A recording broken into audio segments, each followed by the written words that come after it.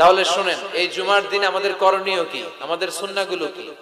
এই জুমার দিনে কিছু সুন্নাহ আছে, এই সুন্নাহগুলো যদি পালন করি তাহলে জুমার সর্বোচ্চ বারাকা, মার্সি এন্ড ব্লেসিংস, রহমত এগুলো হাসিল করা যাবে, ঠিক কি না? জুমার দিনের এক নাম্বার সুন্নাহ হচ্ছে ওই জুমার দিনের সকালের ফজরের সালাতটা জামাতে পড়া। সবাইকে খাইছে রে, এটা আবার কোন ওয়াজ শুরু করছে? এতক্ষণ তো ভালো লাইনে আছিল, এখন আবার কোন লাইন ধরলো? আফদালুস সালাহ ইনদাল্লাহি সালাতুস সুবহি ইয়াউমাল জুমআতি ফি জামাআ। আল্লাহর কাছে সবচেয়ে প্রিয় নামাজ জুমার দিনের ফজরের নামাজটা জামাতের সাথে আদায় করা। সুবহানাল্লাহ পড়েন। মুনাফিকের কাছে দুই ওয়াক্ত সালাত সবচেয়ে কঠিন, একটা ফজরের সালাত আর একটা এশার সালাত।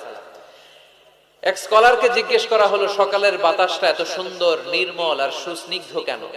ওই স্কলার উত্তর দিয়েছিল, এর কারণ সকালবেলা ফজরের সময় মুনাফিকগুলো কাঁথার নিচে সব লুকিয়ে থাকে আর নাক ডেকে ঘুমায়, তাই মুনাফিকদের নাকের বাতাসের দুর্গন্ধ বাতাসে মেশে না, তাই বাতাসটা এত সুস্নিগ্ধ আর নির্মল।